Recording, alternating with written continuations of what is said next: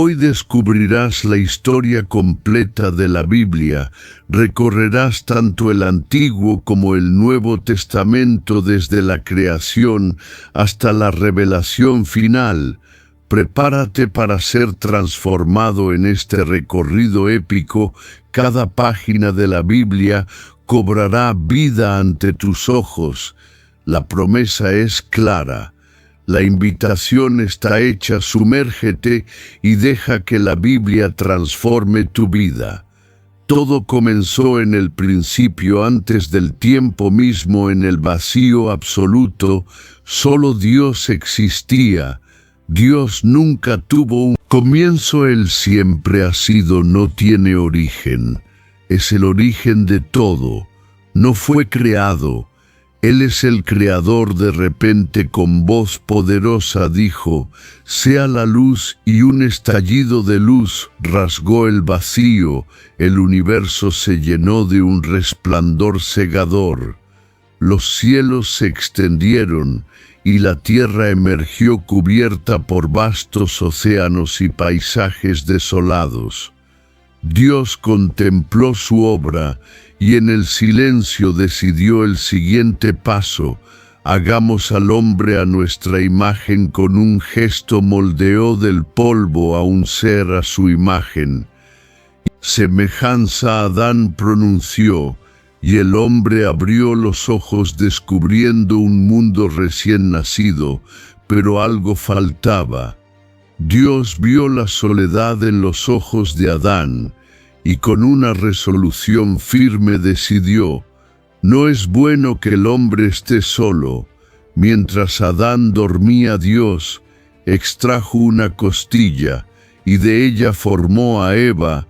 Cuando Adán despertó y la vio, su asombro fue total. Carne de mi carne, exclamó Adán, sin apartar la vista de ella. Eva lo miró con una mezcla de curiosidad y asombro, pero en el jardín de Edén no todo era paz. En las sombras, una figura astuta observaba la serpiente con una sonrisa pérfida.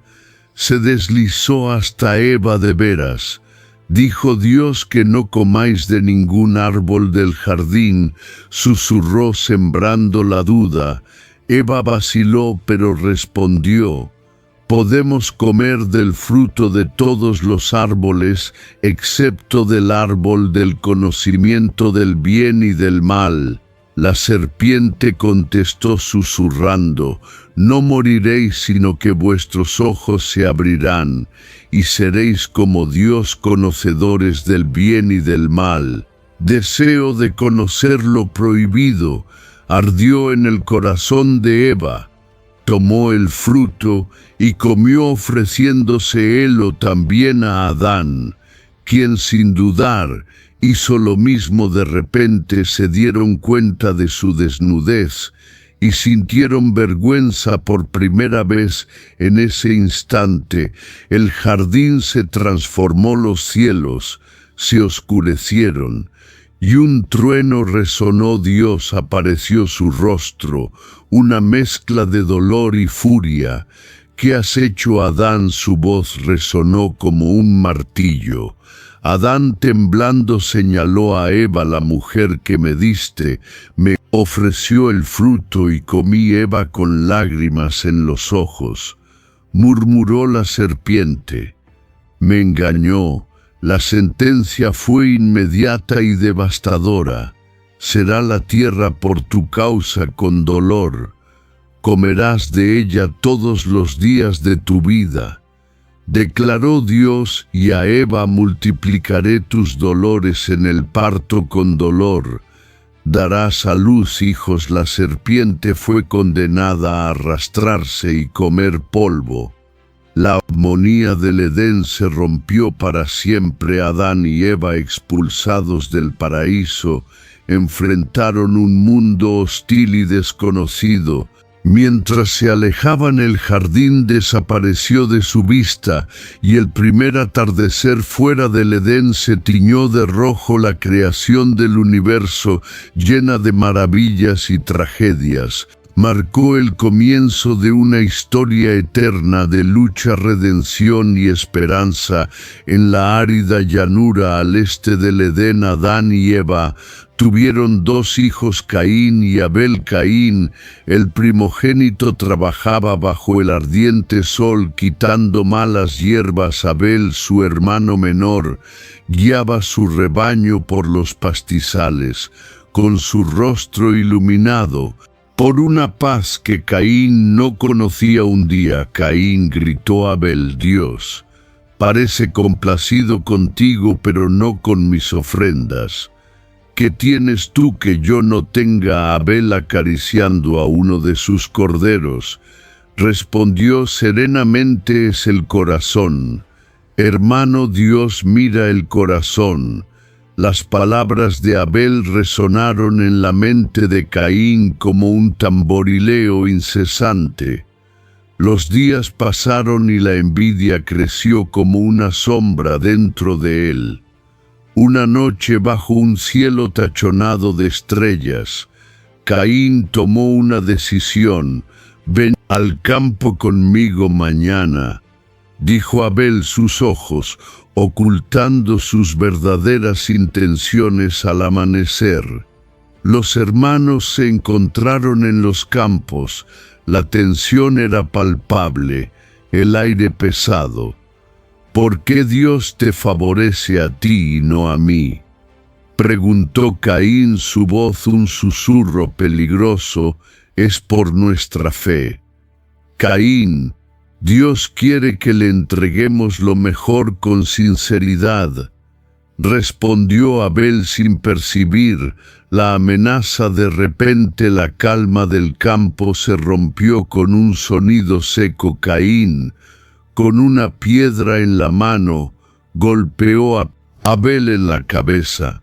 Abel cayó al suelo con sus ojos llenos de sorpresa y dolor.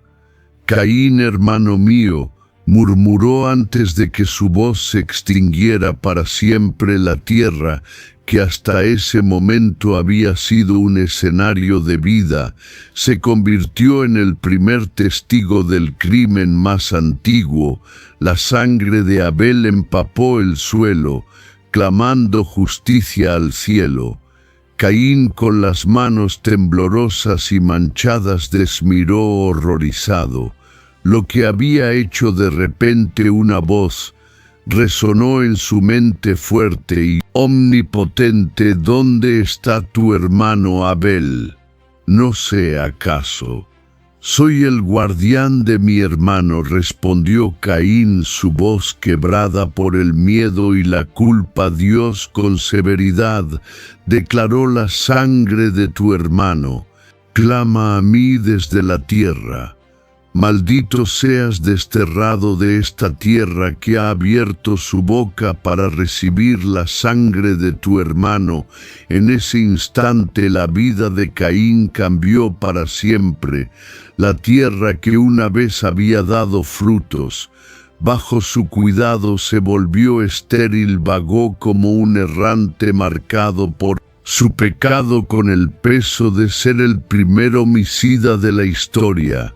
La tragedia de Caín y Abel quedó grabada en el corazón de la humanidad, un recordatorio eterno del poder destructivo de la envidia y el odio. El tiempo pasó, pero la tierra se había corrompido. La maldad del hombre era grande. Dios, mirando con tristeza, decidió poner fin a la depravación. En medio de esta oscuridad, un hombre se destacó por su rectitud.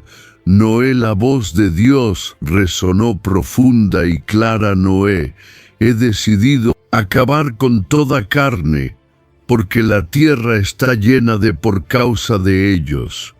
Construye un arca de madera de ciprés, haz aposentos en el arca y cúbrela por dentro y por fuera con brea. Noé, sin vacilar, obedeció. Trabajó incansablemente con cada golpe de martillo, resonando como una sentencia contra la corrupción del mundo. Los vecinos se burlaban sus risas, llenas de desprecio, construyendo un barco en tierra seca.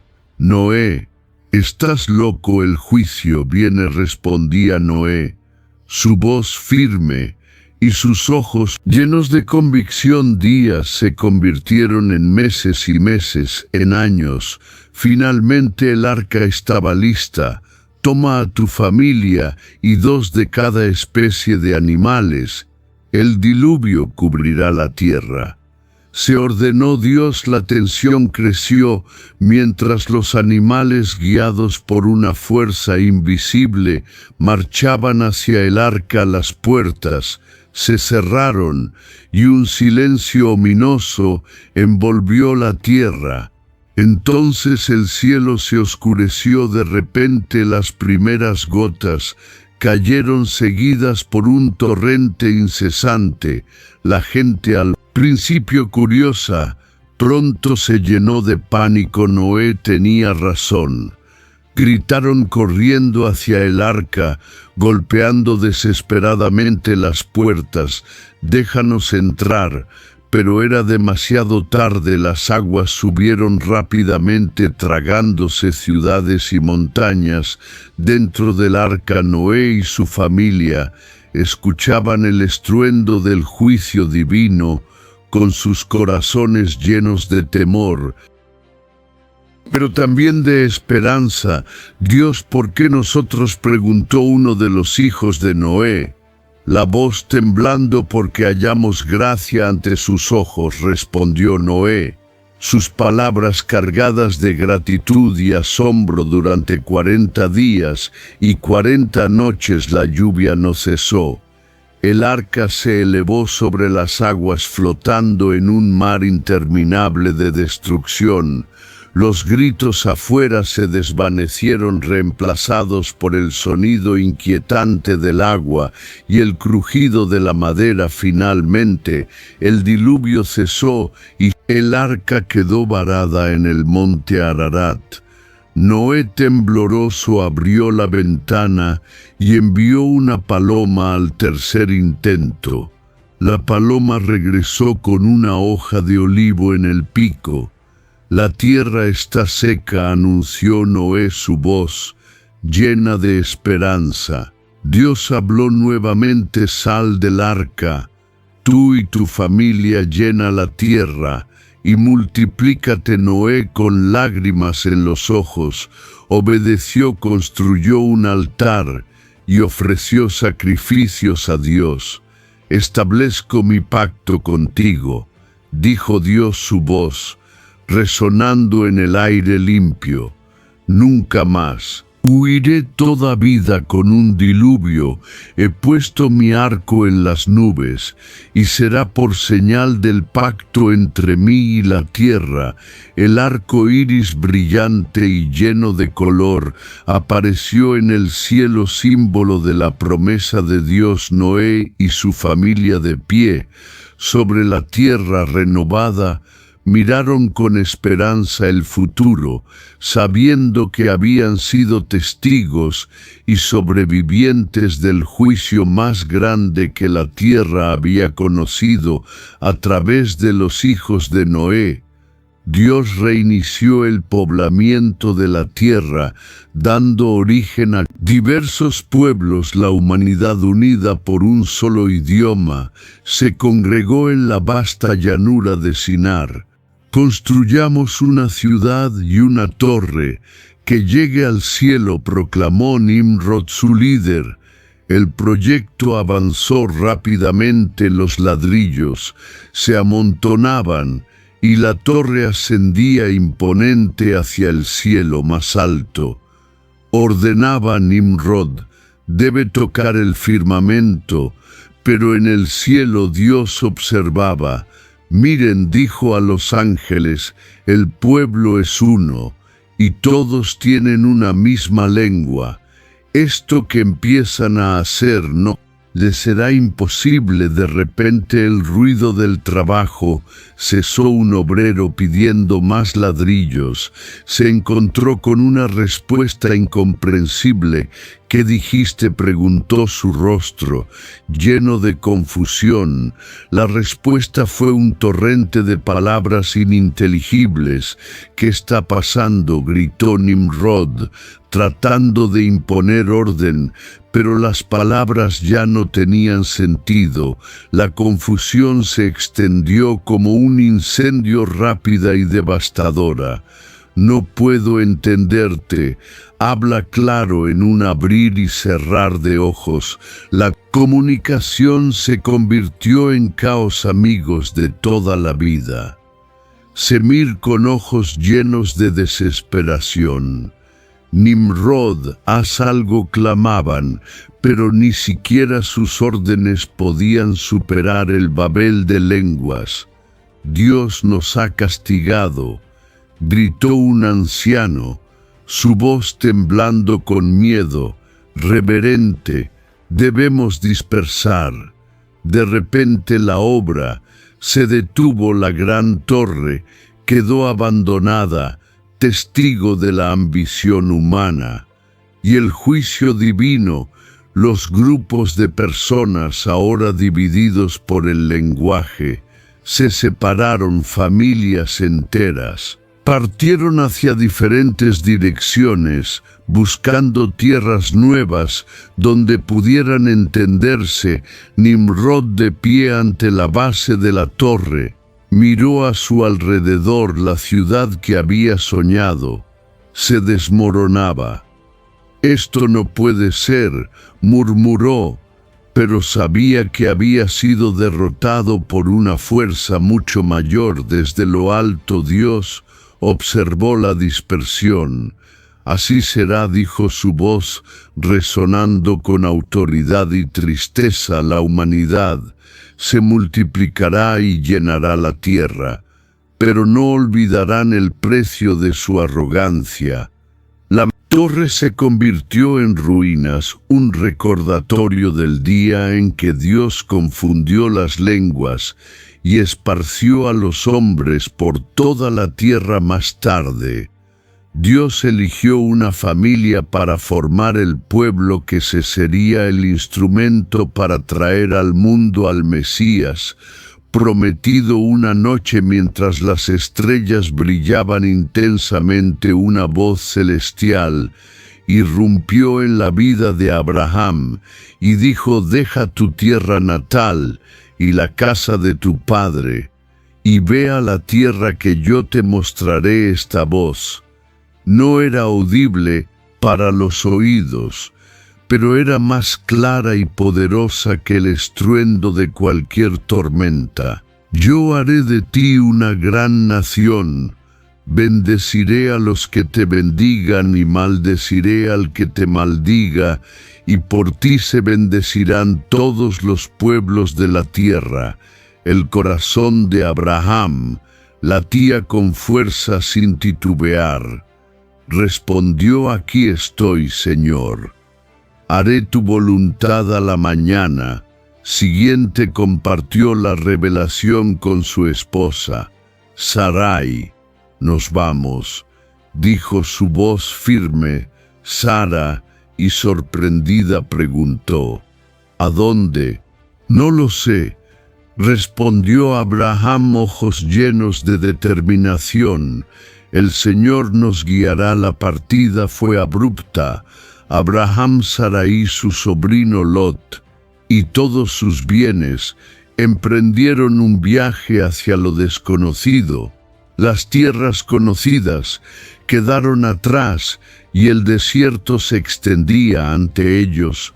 Una noche, mientras acampaban bajo el cielo estrellado, la voz de Dios habló de nuevo: a tu descendencia daré esta tierra. Abraham, mirando las vastas tierras de Canaán, sintió el peso de la promesa divina, pero el viaje no fue sin pruebas. En sus peregrinaciones desde las verdes llanuras de Canaán hasta los misteriosos y místicos reinos de Egipto. Abraham encontró pruebas y desafíos, pero también la reiteración constante de la promesa de Dios. Mira ahora los cielos y cuenta las estrellas, si las puedes contar. Así será tu descendencia. Los años pasaron, y la espera de descendencia se alargaba. Sarai, desesperada, dejando de creer en la promesa divina, entregó a su sierva Agar a Abraham.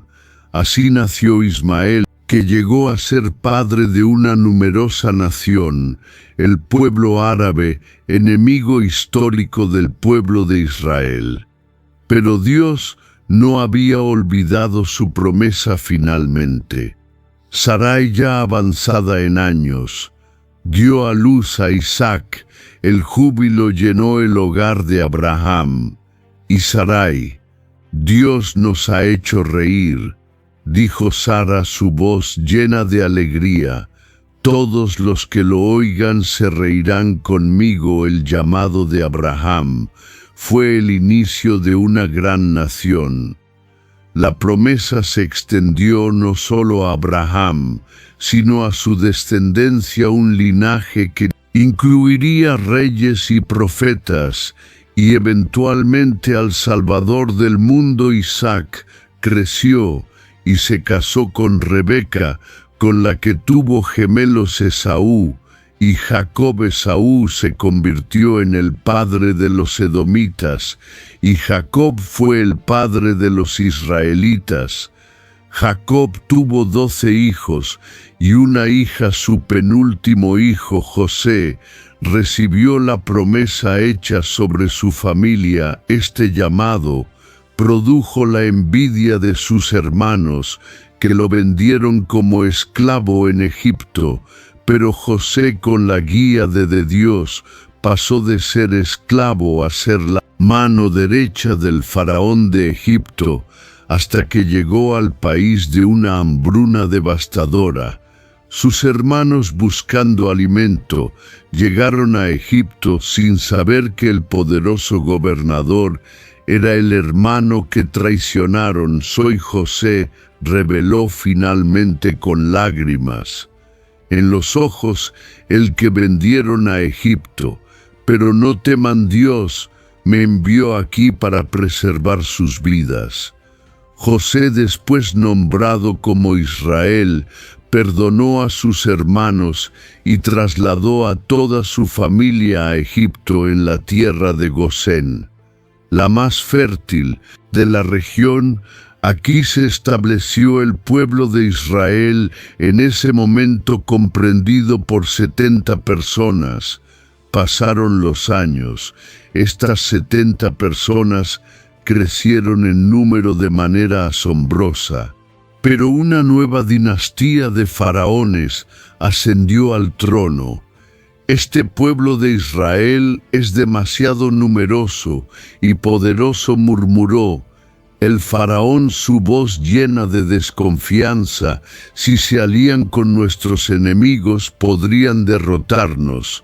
Debemos actuar. Con un gesto abrupto, ordenó: esclavicen a los israelitas, que hagan ladrillos sin descanso, que construyan nuestras ciudades, manténgalos bajo un yugo pesado. La transición fue brutal. Los israelitas, que una vez vivieron en prosperidad, se encontraron en cadenas más rápido. Gritaban los capataces, los látigos cortando el aire y la carne. No hay descanso para los esclavos. Moisés, nacido en este tiempo de opresión, fue salvado de una orden cruel del faraón de matar a todos los bebés varones. Lanza al niño al Nilo, ordenó el faraón, pero la madre de Moisés, con el corazón pesado, escondió a su hijo en una cesta y lo colocó en el río.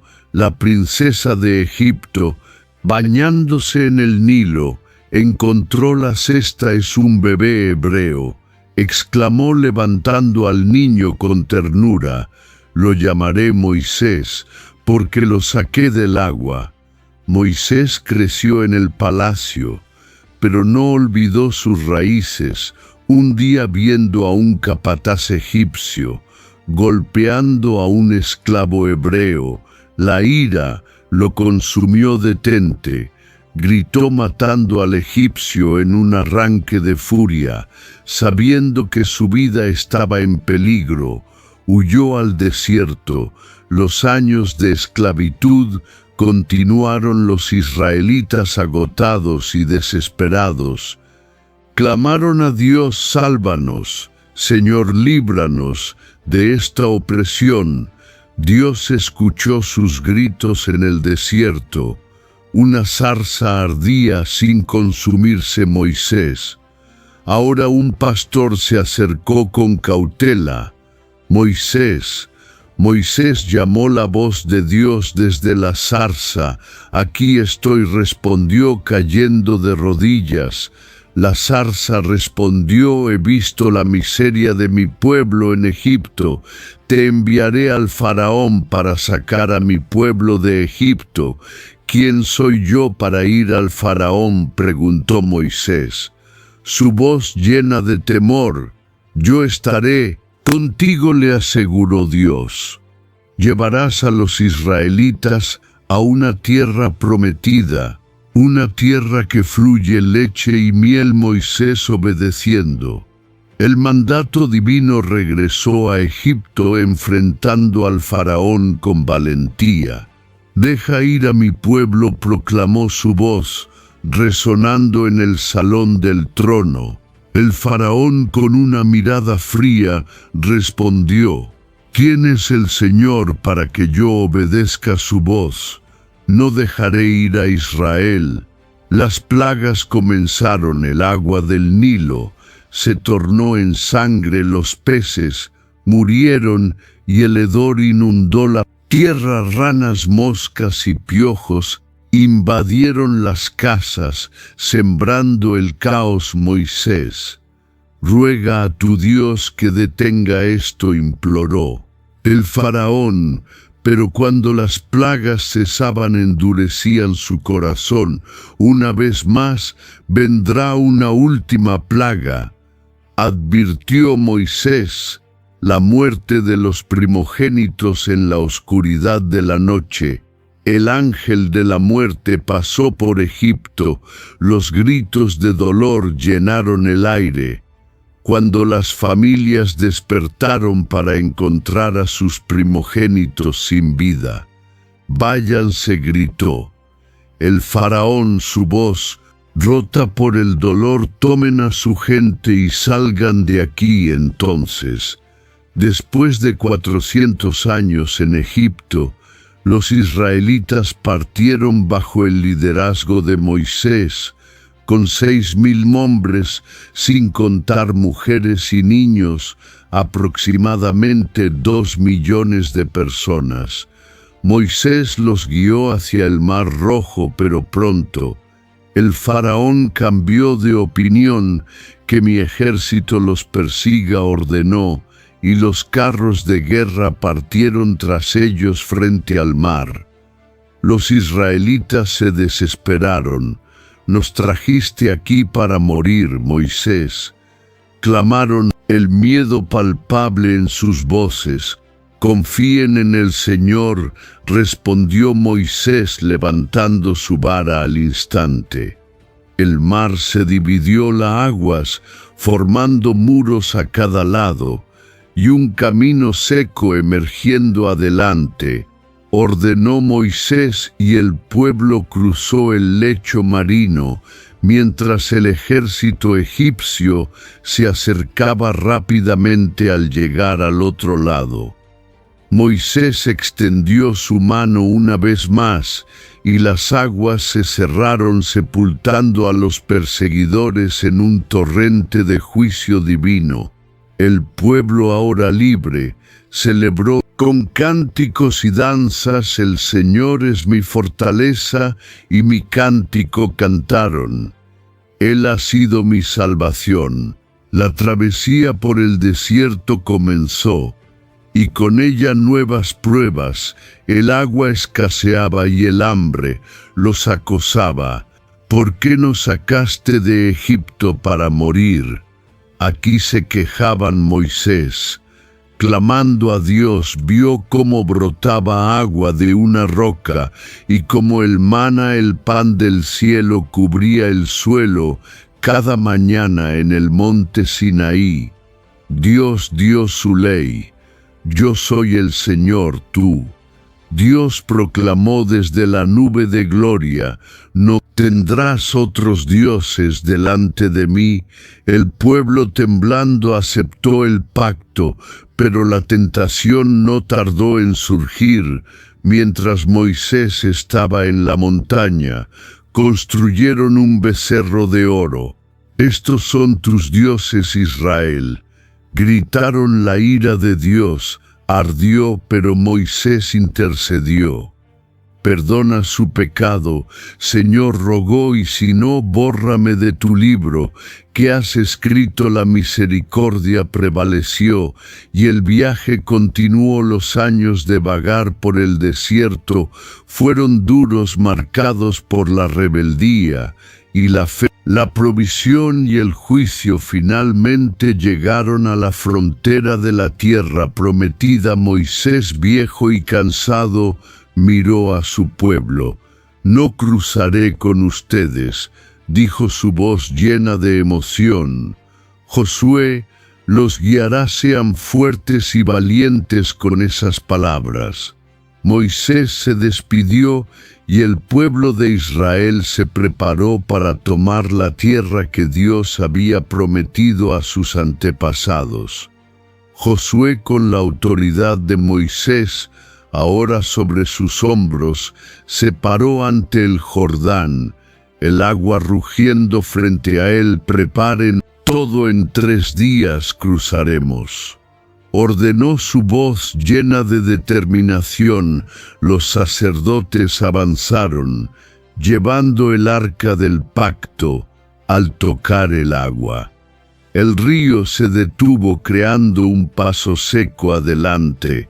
Gritó Josué, y el pueblo cruzó con sus corazones llenos de asombro y esperanza. La primera gran prueba se levantó, imponente Jericó con sus muros altos e inquebrantables. He entregado Jericó en tus manos, dijo el Señor a Josué. Rodea la ciudad con todos tus guerreros. Una vez al día durante 6 días. En el 7º día rodea la ciudad 7 veces, y los sacerdotes tocarán las trompetas. La tensión era palpable. Día tras día los israelitas marcharon en silencio, sus pasos resonando contra las murallas. Habitantes de Jericó, observando desde arriba, se burlaban y lanzaban insultos. En el 7º día, al sonido de las trompetas, Josué gritó: griten, porque el Señor les ha entregado la ciudad. Los muros se derrumbaron con un estruendo ensordecedor. Los israelitas, con gritos de victoria, tomaron la ciudad, cumpliendo el mandato divino de no dejar nada vivo. Pero la conquista continuó con batalla ferozmente disputadas. En Gabaón, una coalición de reyes se levantó contra Israel. Josué, sin titubear, lideró a sus hombres en una marcha nocturna.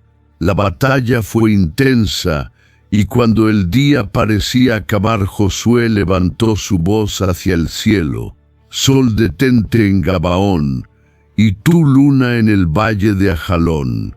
El sol se detuvo, y la luna se quedó en su lugar, extendiendo el día hasta que los israelitas vencieron completamente a sus enemigos. Nunca hubo un día como ese. Registraron los anales cuando el Señor obedeció la voz de un hombre. La campaña militar se extendió cada victoria, llenando de temor a los corazones de los cananeos. La ciudad de Azor, el más fuerte de los reinos del norte, cayó en una batalla épica. Quemen la ciudad, ordenó Josué, asegurándose de que Azor nunca más fuera una amenaza. Finalmente, después de años de guerra, la tierra tuvo descanso. Josué, anciano pero indomable, reunió al pueblo en Siquem. Elijan hoy a quién servirán, proclamó su voz resonando con una mezcla de autoridad y pasión. Pero yo y mi casa serviremos al Señor. El pueblo, recordando los milagros y la guía divina, respondió con una voz: serviremos al Señor, porque Él es nuestro Dios. Bajo el liderazgo de Josué, los israelitas tomaron posesión de la tierra prometida con la provisión de Dios. Pero cuando falleció Josué, la tierra prometida se enfrentó a una nueva realidad. Con su líder fallecido, Israel se encontró en un ciclo constante de altibajos espirituales. En aquellos días no había rey en Israel, cada uno hacía lo que bien le parecía. El pueblo, olvidando los mandatos de Dios, se inclinó hacia los ídolos de las naciones vecinas. Como respuesta, Dios levantó naciones para oprimirlos. Os clamemos al Señor, gritaban los israelitas en su desesperación, y Dios misericordioso enviaba jueces para liberarlos en medio de la anarquía y el pecado. El clamor de Israel por un rey se hizo más fuerte. Queremos ser como las otras naciones, dijeron al profeta Samuel. Queremos un rey que nos gobierne y nos guíe en la batalla. Israel clamaba por un rey, y el elegido fue Saúl. Al principio Saúl lideró con valentía, pero el orgullo y la desobediencia pronto nublaron su juicio. En una ocasión ofreció sacrificios que solo Samuel debía hacer. Has actuado neciamente, lo reprendió Samuel, tu rey. No perdurará. El Señor ha buscado un hombre conforme a su corazón. Ese hombre era David, un joven pastor de Belén. Cuando el profeta Samuel lo ungió, el Espíritu del Señor vino sobre David con poder. Mientras tanto, un espíritu maligno atormentaba a Saúl. Para calmarlo, trajeron a David, cuya música al arpa apaciguó al rey.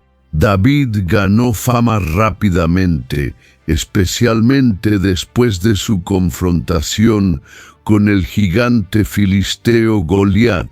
¿Quién es este incircunciso que desafía a los ejércitos del Dios viviente?, clamó David. Con una honda y una piedra derribó a Golí, y con la espada del gigante le cortó la cabeza. Israel celebró. Pero el celoso Saúl vio a David como una amenaza. Saúl intentó matar a David en múltiples ocasiones, pero David siempre escapó. Finalmente Saúl cayó en la batalla contra los filisteos. Herido de muerte, se lanzó sobre su espada. David, hijo de Jesé, reinará. Reconocieron todos. David, ahora rey, unificó las tribus y conquistó Jerusalén, haciendo de la ciudad su capital. David fue un rey valiente y justo, pero no sin pecado. En un momento de debilidad vio a Betsabé, la esposa de Uría. Tráiganla a mí, ordenó. Después de un adulterio que llevó al asesinato de Urías, el profeta Natán confrontó a David. Tú eres ese hombre. David, quebrantado, clamó: he pecado contra el Señor. A pesar de su pecado, Dios renovó su promesa a David: tu casa y tu reino permanecerán para siempre. David gobernó durante 40 años y en su lecho de muerte instruyó a su hijo Salomón: sé fuerte y sé un hombre, guarda los preceptos del Señor. Salomón, famoso por su sabiduría, comenzó su reinado pidiendo un corazón sabio. Concede pues a tu siervo un corazón que entienda para juzgar a tu pueblo. Y pidió a Dios, quien le concedió no solo sabiduría, sino también riquezas y honor.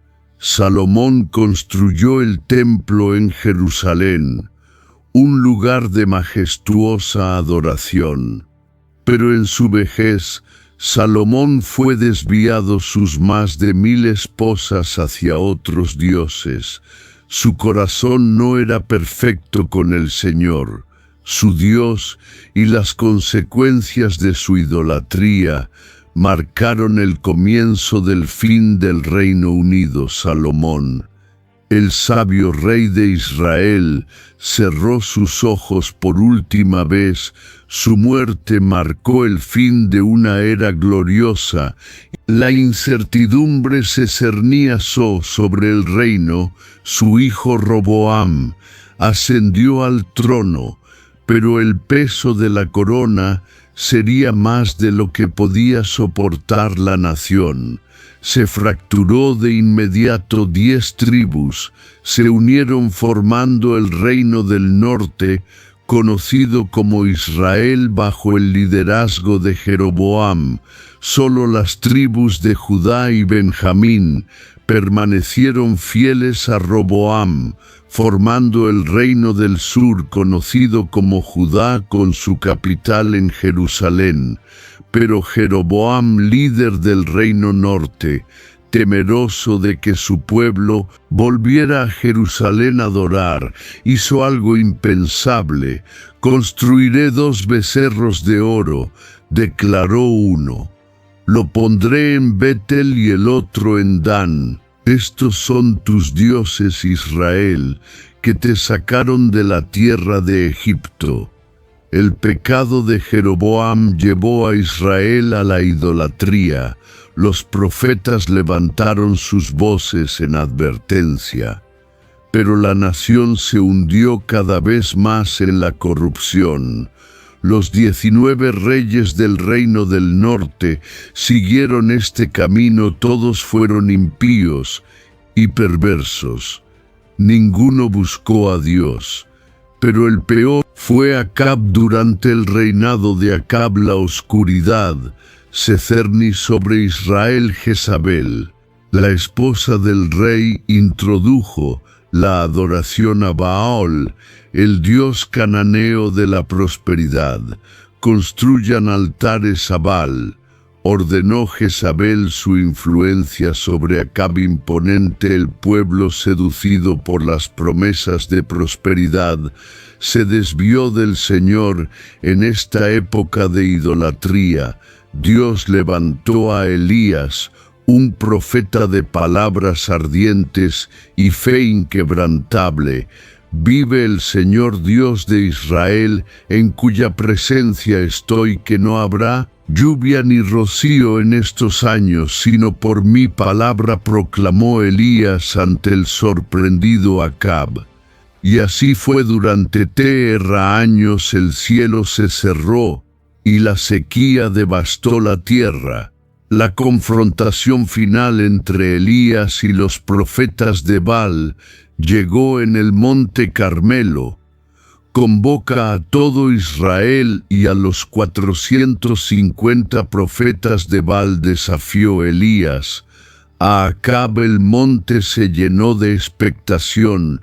Los profetas de Baal clamaron a su Dios desde la mañana hasta el mediodía, cortándose y danzando frenéticamente.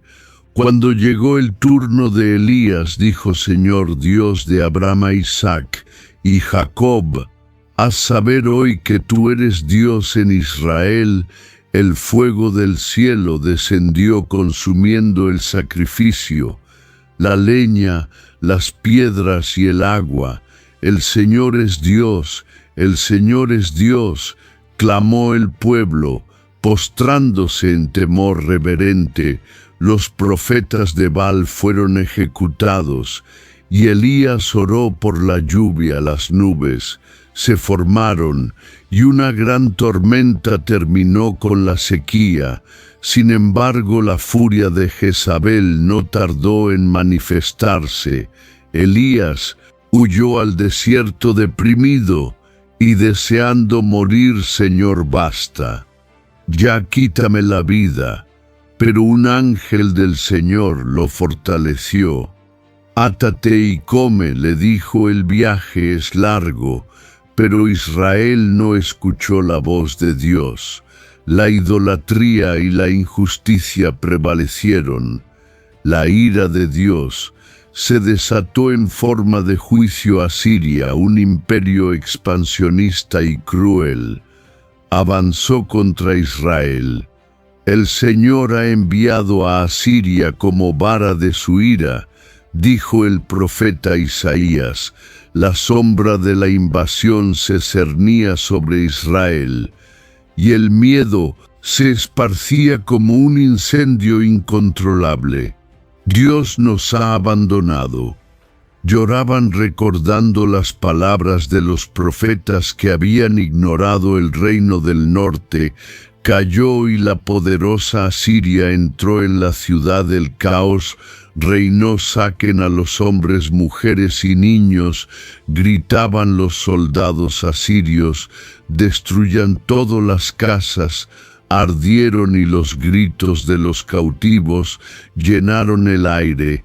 Israel, tú que te olvidaste de tu Dios, ahora enfrentas el juicio que te fue anunciado, murmuró un anciano, sus ojos llenos de lágrimas mientras era encadenado. Los israelitas encadenados y humillados fueron llevados al exilio. Los hijos de Israel fueron esparcidos por las tierras de Asiria, y la identidad del reino del norte se desvaneció. El reino de Israel, una vez próspero y bendecido, fue desmantelado, pero en medio de la tragedia las palabras de esperanza persistieron. El Señor no ha olvidado a su pueblo, susurraban los fieles, aferrándose a la promesa de redención. Judá, el reino del sur, no aprendió de la caída de Israel. Los reyes de Judá y el pueblo se burlaron de las advertencias. El rey Joaquim, desafiante, quemó el rollo de las profecías de Jeremías. Pero la palabra del Señor no podía ser silenciada. Así, en el año 50 y 97, antes de Cristo, Nabucodonosor, rey de Babilonia, sitió Jerusalén. La tensión era insoportable. ¿Por qué no escuchamos a Jeremías?, se lamentaban algunos. Sedequí, aterrado, buscó el consejo del profeta en secreto. Si te rindes, vivirás, advirtió Jeremías. Pero el rey no tuvo el coraje de obedecer. Después de 18 meses de asedio, las murallas de Jerusalén fueron derribadas. La brutalidad de los babilonios no conoció límites. Quemen el templo, ordenó Nabucodonosor, destruyan la ciudad. Las llamas devoraron el templo, el palacio y las casas. El cielo nocturno se iluminó con el resplandor de la destrucción. Sede intentó huir, pero fue capturado ante los ojos del rey. Sus hijos fueron asesinados. Esto será lo último que verás, dijo el capitán babilonio antes de cegar al rey y encadenarlo. Los sobrevivientes encadenados y humillados, fueron llevados en largas filas hacia Babilonia. Nuestro Dios nos ha abandonado. Lloraban, pero incluso allí la voz de Dios no se silenció a través de Daniel, Sadrach, Mesach y Yed. Negó Dios, mostró su poder y fidelidad. Las promesas de redención y restauración resonaron en medio de la desolación. Los planes que tengo para ustedes son de bienestar, declaró el Señor a través de Jeremías. Los traeré de vuelta a esta tierra. Después de 70 años de exilio, el cambio llegó de manera inesperada. Ciro, el grande rey de Persia, conquistó Babilonia en una noche histórica. El Señor me ha dado todos los reinos de la tierra, proclamó Ciro en un decreto sorprendente, y me ha encargado que le construya un templo en Jerusalén quien sea de su pueblo, que suba y reconstruya la casa del Señor. El decreto se extendió rápidamente entre los exilios. Zorobabel, descendiente de David, se levantó como líder. El Señor ha abierto una puerta, dijo con convicción: regresemos y reconstruyamos el templo. Los judíos, llenos de esperanza, comenzaron su largo viaje de regreso a Jerusalén. Al llegar encontraron ruinas y desolación. Esta era la ciudad de nuestro Dios, murmuraban lágrimas. Sus ojos. Zorobabel, sin desanimarse, motivó al pueblo. Comencemos con el altar, adoremos al Señor. Primero la construcción comenzó con gran entusiasmo, pero pronto enfrentaron burlas y amenazas de los enemigos. ¿Qué están haciendo estos débiles judíos? Se burlaban Nehemías con firmeza. Organizó al pueblo: con una mano trabajen, y con la otra sus armas. Ordenó: nuestro Dios peleará por nosotros. En 52 días los muros fueron completados. La victoria fue celebrada con una dedicación solemne. La nación entera renovó su pacto con Dios llorando y regocijos, pero este gozo duró poco. El eco de los profetas se desvaneció y un silencio profundo se apoderó de Israel. Los que antes resonaban con las palabras de Dios, ahora permanecían en un inquietante mutismo. La era intertestamentario extranjero y luchas internas. Alejandro Magno con su ejército imparable barrió el mundo conocido, incluyendo Judea, bajo el gobierno griego. Adoptaremos su cultura, declaró sin saber que su imperio se fragmentara. Tras su muerte, los sucesores de Alejandro, los Ptolomeos en Egipto y los Seleucidas en Siria, disputaron el control de la región judea. Atrapada entre estos poderes, se convirtió en un campo de batalla. El dominio de los Ptolomeos fue inicialmente tolerable, pero la opresión hasta intentar erradicar la fe judía. Prohíban sus rituales, ordenó el rey. Erijan un altar a Zeus. En el templo, el descontento se transformó en furia. Esto es una abominación, gritaron los judíos en la pequeña ciudad de Modín. Un anciano sacerdote, Matatías, se levantó en rebelión. Quien sea fiel al Señor que me siga, gritó, matando a un emisario griego que intentaba forzarlo a sacrificar a los dioses paganos. La chispa de la rebelión se encendió. Sus hijos, los macabeos, liaron una guerrilla contra los opresores. Judas Macabeo, conocido como el Martillo, se destacó por su valentía y estrategia. Luchemos por nuestra libertad y nuestra fe, proclamó batalla tras batalla. Los macabeos derrotaron a los ejércitos seleucidas en una confrontación decisiva. Judas miró a su ejército. Confiemos en el Señor de los ejércitos. Es mejor morir en batalla que ver la destrucción de nuestra nación contra todo pronóstico. Los judíos prevalecieron en el año 1064 a.C. Recuperaron Jerusalén y purificar el templo. Pero el conflicto no cesó. El auge de Roma en el horizonte trajo un nuevo desafío en 63 a.C. Pompeo, el grande general romano, entró en Jerusalén. Este territorio es ahora parte del Imperio Romano, declaró. Judea se convirtió en una provincia romana gobernada por procuradores y títeres del Senado de Roma. Herodes, el grande, astuto y despiadado, ascendió al trono. Con el apoyo romano construiré el templo más magnífico, prometió, buscando ganarse al pueblo. Pero su reinado se caracterizó por la tiranía. Aunque los profetas guardaban silencio, la fe en un Mesías venidero seguía viva, preparándose para un nuevo capítulo en la historia sagrada. En el silencio de la noche, el cielo de Belén se iluminó de manera inesperada. Los pastores, cuidando sus rebaños, fueron sorprendidos por una visión celestial.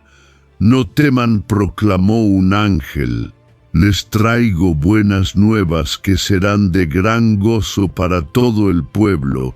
Hoy en la ciudad de David les ha nacido un Salvador, que es Cristo el Señor.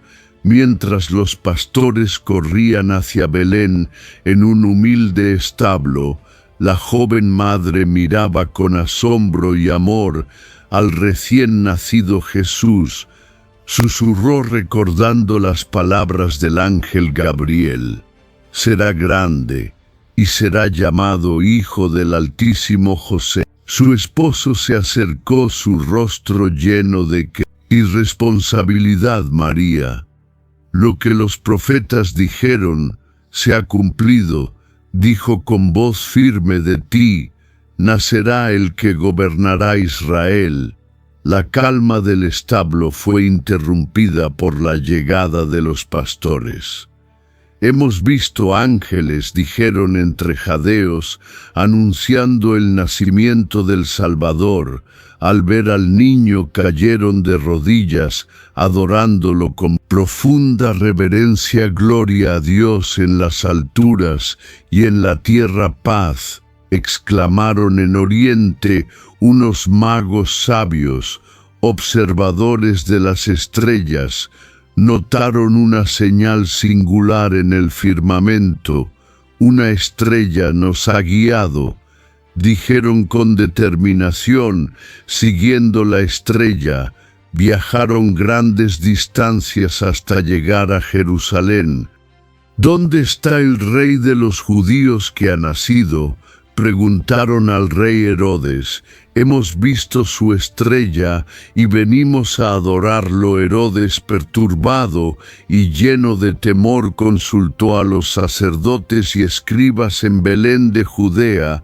Respondieron pues: así está escrito por el profeta: y tú, Belén, en la tierra de Judá, no eres la menor entre los príncipes de Judá, porque de ti saldrá un guiador que apacentará a mi pueblo Israel. Vayan y busquen al niño, dijo Herodes a los magos, ocultando sus siniestras intenciones. Cuando lo encuentren, infórmame para que yo también vaya y lo adore. Guiados nuevamente por la estrella, los magos llegaron al lugar donde estaba el niño.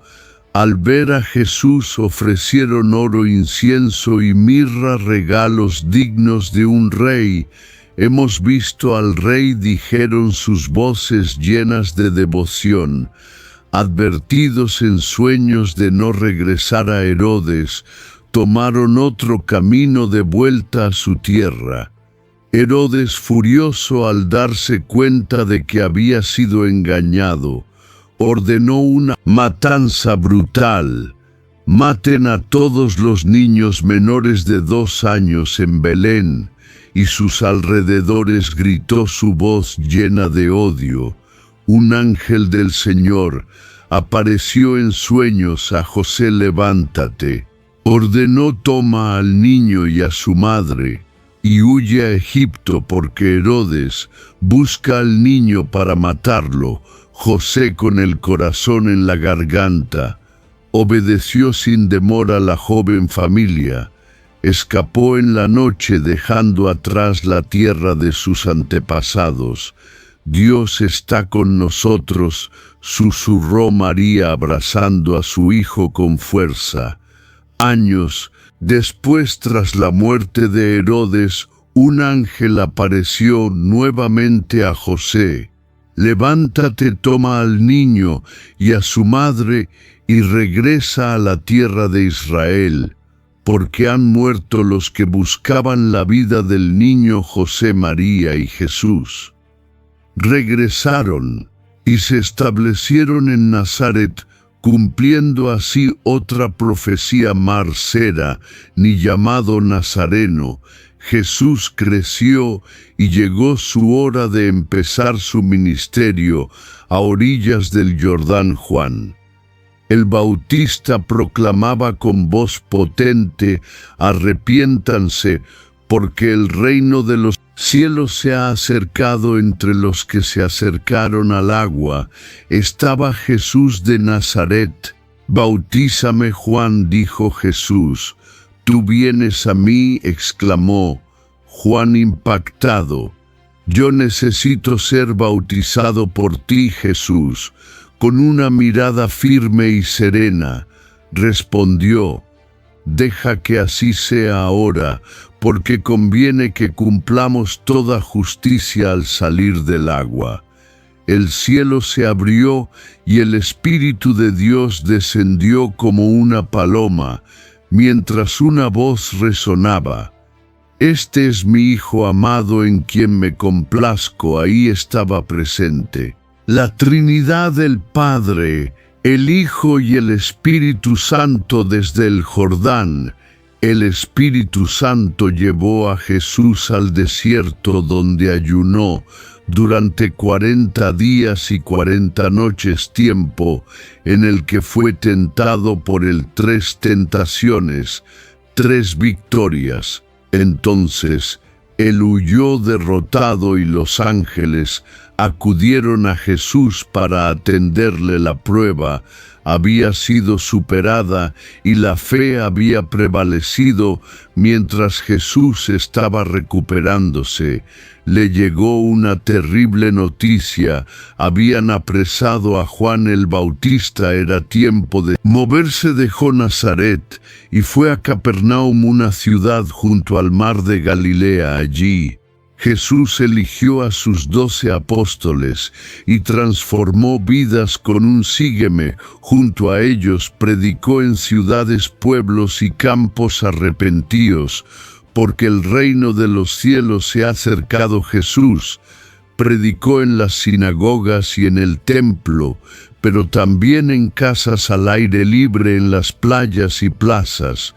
Jesús recorría las aldeas haciendo el bien y liberando a todos los oprimidos. Por él curó a los enfermos, alimentó a los hambrientos, devolvió la vista a los ciegos, enderezó a los paralíticos, hizo caminar a los cojos, dio audición a los sordos, purificó a los leprosos, liberó a los poseídos y resucitó a los muertos. Fue la máxima revelación de Dios a los hombres. Recibió el nombre de Emmanuel, Dios con nosotros. Jesús enseñaba con autoridad, revelando los misterios del reino de los cielos a través de parábolas. El reino de los cielos es semejante a un grano de mostaza que un hombre tomó y sembró en su campo. Es la más pequeña de todas las semillas, pero cuando ha crecido es la mayor de las hortalizas, y se hace árbol, de modo que las aves del cielo vienen y anidan en sus ramas. Sus enseñanzas y milagros transformaban vidas, pero también desafiaban los poderes establecidos. Este hombre no viene de Dios, decían los fariseos, porque no guarda el sábado. Jesús, confrontándolas, dijo: el Hijo del Hombre es Señor del sábado. Y realizó milagros asombrosos en Caná, convirtió agua en vino, su primer milagro, dejando boquiabiertos a los asistentes. Hagan todo lo que Él les diga. Había instruido María. En el monte de las bienaventuranzas proclamó: bienaventurados los pobres en espíritu, porque de ellos es el reino de los cielos. Calmó una abismal tormenta con solo una orden. Jesús dijo: silencio, cállate. Sus discípulos se preguntaron: ¿quién es este que hasta el viento y el mar le obedecen? Alimentó a 500,000, con 5 panes y 2 peces. Y resucitó a Lázaro de entre los muertos. Con un llamado la sal, fuera enfrentó a los líderes religiosos con la parábola del buen samaritano. Desafíos: ve y haz tú lo mismo. Su enseñanza más impactante. El Sermón del Monte redefinió la ley con una claridad penetrante.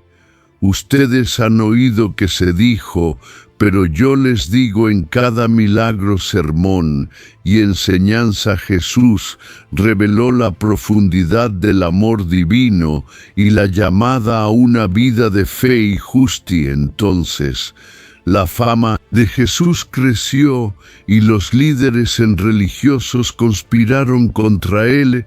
Es mejor que un hombre muera por el pueblo, dijo Caifás, el sumo sacerdote en Jerusalén. La tensión aumentaba. Jesús, viendo la opresión y la corrupción en el templo, volcó las mesas de los cambistas y expulsó a los mercaderes. Escrito está: mi casa será llamada casa de oración, pero ustedes la han hecho cueva de ladrones.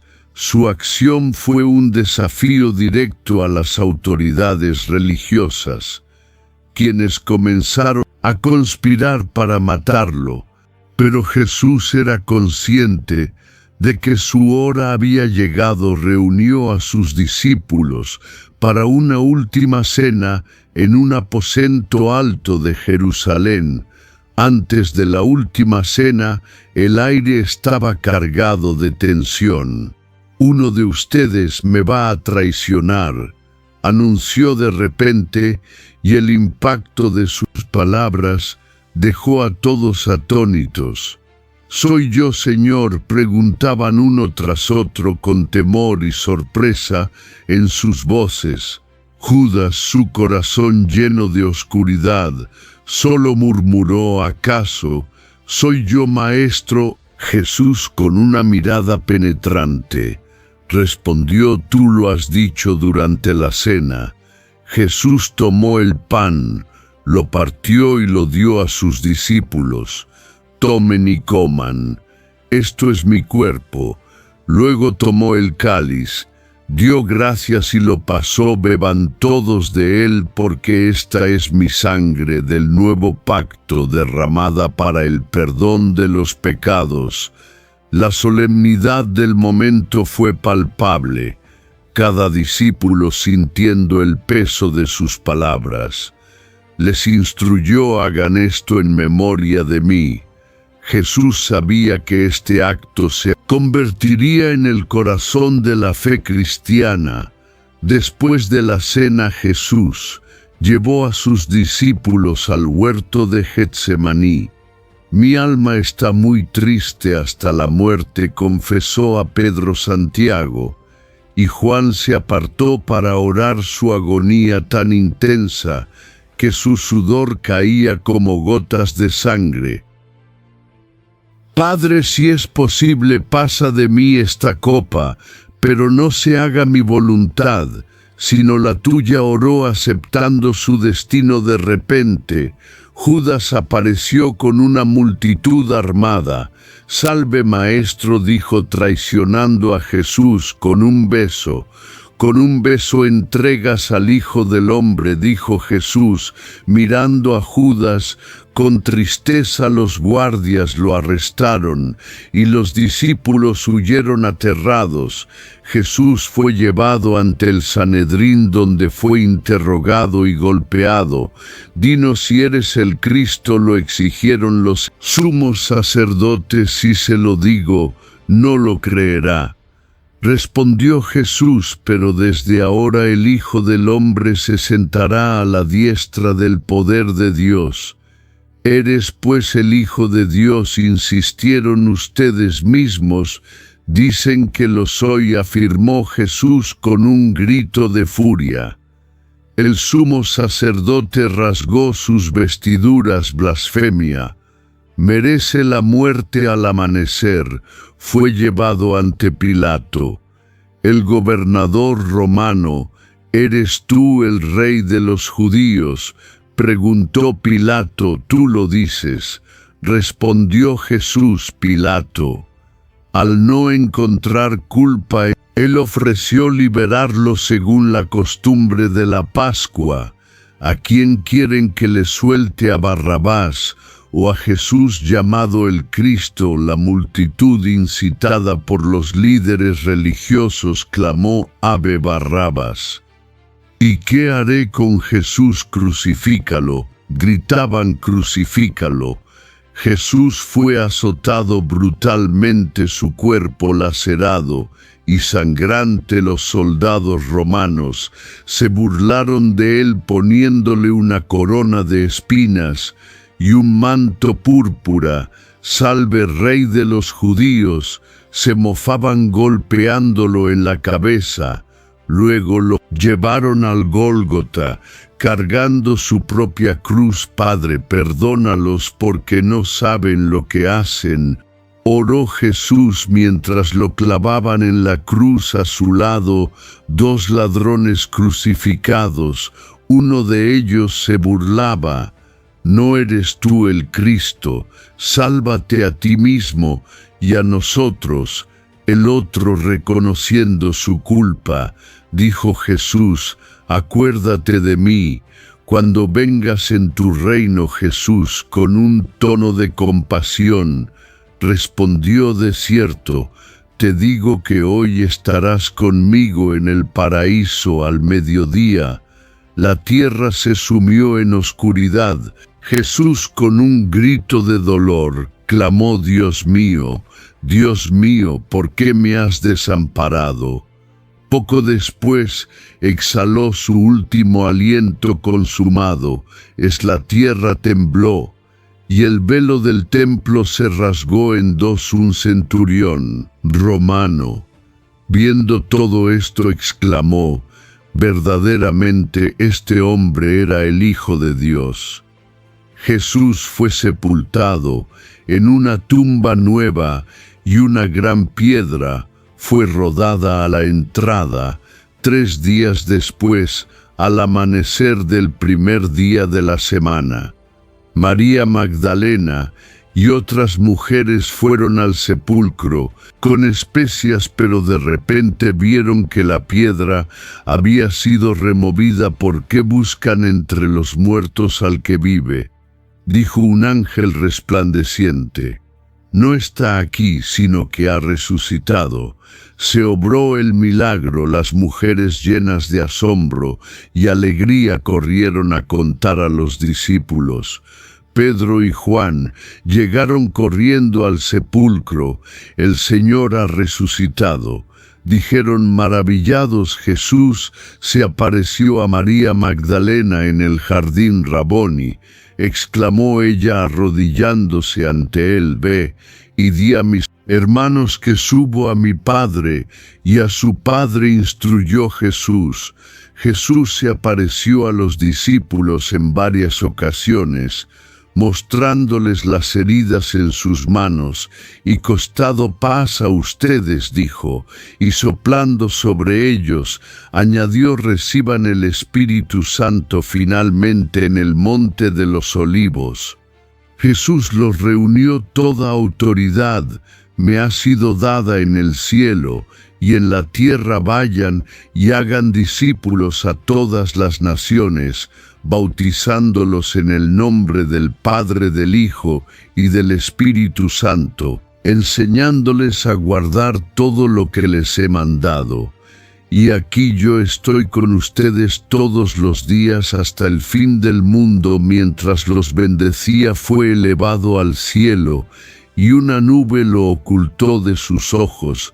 Los discípulos, mirando al cielo, escucharon la voz de dos hombres vestidos de blanco. ¿Por qué están mirando al cielo? Este mismo Jesús que ha sido tomado de ustedes al cielo, vendrá de la misma manera que lo han visto ir. Tras la ascensión de Jesús, los discípulos regresaron a Jerusalén llenos de fervor y expectativa. Esperemos la promesa del Padre, dijo Pedro, recordando las palabras de Jesús. Unidos en oración, esperaron en el aposento alto, sin saber cuándo llegaría el Espíritu Santo. En el día de Pentecostés, un sonido como de un viento recio llenó la casa donde estaban sentados. Lenguas de fuego se posaron sobre cada uno de ellos, y todos fueron llenos del Espíritu Santo, comenzando a hablar en diferentes lenguas. La multitud que se había reunido estaba asombrada. ¿Cómo es que cada uno de nosotros los oye hablar en nuestra lengua materna?, se preguntaban. Pedro, de pie con los 11, levantó su voz y declaró: hombres de Judea y todos los que habitan en Jerusalén, esto es lo que fue dicho por el profeta Joel: en los últimos días, dice Dios, derramaré de mi espíritu sobre toda carne. La predicación de Pedro fue contundente y directa. Arrepiéntanse, y de creyentes creció rápidamente, compartiendo todo lo que tenían y testificando con poder. Pero la oposición no tardó en surgir. Pedro y Juan, al sanar a un mendigo en la puerta del templo, fueron arrestados. En el nombre de Jesús de Nazaret, levántate y anda, había dicho Pedro al ser interrogados por el Sanedrín. Pedro respondió con valentía: no podemos dejar de decir lo que hemos visto y oído. La persecución se intensificó. Esteban, lleno de gracia y poder, realizó grandes maravillas y señales entre el pueblo, sus enemigos, no pudiendo resistir su sabiduría, lo acusaron falsamente y lo llevaron al Sanedrín. Veo los cielos abiertos y al Hijo del Hombre de pie a la diestra de Dios, exclamó Esteban, antes de ser apedreado hasta la muerte. Sus últimas palabras fueron una oración de perdón: Señor, no les tomes en cuenta este pecado. El martirio de Esteban desató una gran persecución, dispersando a los creyentes por toda Judea y Samaria. Felipe, uno de los 7 diáconos, predicó en Samaria, y muchos se convirtieron. En un camino desierto encontró a un eunuco etíope Leyendo el libro de Isaías, ¿entiendes lo que lees?, le preguntó Felipe al explicarle el Evangelio. El eunuco creyó y fue bautizado Saulo de Tarso. Un feroz perseguidor de la iglesia recibió cartas del sumo sacerdote para arrestar a los cristianos en Damasco. Pero en el camino una luz del cielo lo rodeó y cayó al suelo. Saulo, Saulo, ¿por qué me persigues?, preguntó una voz. ¿Quién eres, Señor?, respondió Saulo. Yo soy Jesús, a quien tú persigues. Levántate, entra en la ciudad, y se te dirá lo que debes hacer. Ciego y tembloroso, Saulo fue guiado a Damasco. Ananías, un discípulo, fue enviado por el Señor para orar por él. Hermano Saulo, el Señor Jesús que se te apareció en el camino, me ha enviado para que recobres la vista y seas lleno del Espíritu Santo. Escamas cayeron de los ojos de Saulo, y fue bautizado. Desde ese momento se convirtió en el apóstol Pablo, el gran misionero del Evangelio. Pablo y Bernabé, enviados por el Espíritu Santo, llevaron el Evangelio a las naciones gentiles en cada ciudad. Enfrentaron oposición y peligro, pero también vieron grandes conversiones. No podemos dejar de hablar de las cosas que hemos visto y oído, declaraban con valentía. El Concilio de Jerusalén se reunió para discutir si los gentiles debían seguir la ley de Moisés. Pedro, recordando su visión en casa de Cornelio, dijo: ¿por qué tentamos a Dios poniendo un yugo sobre el cuello de los discípulos que ni nuestros padres ni nosotros hemos podido llevar? Creemos que somos salvos por la gracia del Señor Jesús. La decisión fue clara: los gentiles no debían cargar con el peso de la ley. Pablo continuó su misión enfrentando naufragios, azotes y prisiones en Atenas. Proclamó: Dios, habiendo pasado por alto los tiempos de esta ignorancia, ahora manda a todos los hombres en todo lugar que se arrepientan. En Éfeso grandes milagros acompañaron su predicación. El nombre del Señor Jesús era magnificado, y muchos, abandonando la magia, quemaron sus libros públicamente. Finalmente fue arrestado, pero Pablo pudo ser juzgado en Roma en el viaje hacia la capital del imperio. Enfrentó un terrible naufragio. El barco se despedazó por completo, pero todos los pasajeros y tripulantes fueron salvados milagrosamente conforme a la promesa de Dios. A Pablo: no teman, había dicho Dios, me he ido la vida de todos los que navegan conmigo. Arribaron a la isla de Malta. Mientras recogían leña para una fogata, una víbora mordió la mano de Pablo. Es un asesino, la justicia no lo deja vivir, murmuraban los isleños, esperando que cayera muerto, pero Pablo sacudió la serpiente al fuego y siguió como si nada. Es un Dios, exclamaron asombrados. Dios usó a su siervo para curar a todos los enfermos de la isla, incluyendo al padre del principal oficial de la isla, Publio. Los malteses, agradecidos, enviaron a Pablo a Roma con todas sus necesidades cubiertas. Pablo, ya preso en Roma, escribió cartas a las iglesias y a sus compañeros de misión, fortaleciendo y alentando a los creyentes. Todo lo puedo en Cristo que me fortalece, escribía a los filipenses. Su espíritu indomable incluso en las cadenas. Su pasión por el Evangelio era contagiosa y su influencia profunda. Mientras tanto, Pedro, Juan y otros apóstoles continuaron su ministerio en Jerusalén. Y más allá, Pedro, en una visión divina, fue dirigido a la casa del centurión Cornelio, abriendo así la puerta del Evangelio a los gentiles. En verdad comprendo que Dios no hace acepción de personas, declaró Pedro, sino que en toda nación se agada del que le teme, y hace justicia. El apóstol Juan, exiliado en la isla de Patmos, recibió una visión apocalíptica que se convertiría en el libro de Apocalipsis. Yo soy el Alfa y la Omega. Oyó decir a Jesús. La visión de Juan, llena de símbolos y profecías, ofreció esperanza y desafío a la iglesia perseguida, asegurándoles que la victoria final pertenece a Cristo.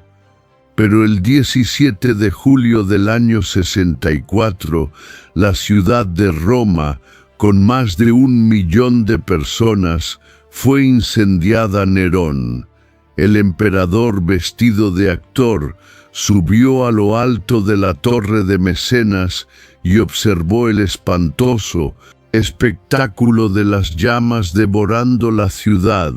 Fueron 7 noches y 6 días de incendio. Cuando las llamas se apagaron, el 70% de la ciudad estaba destruida. De los 14 barrios de Roma, 10 fueron devastados por las llamas.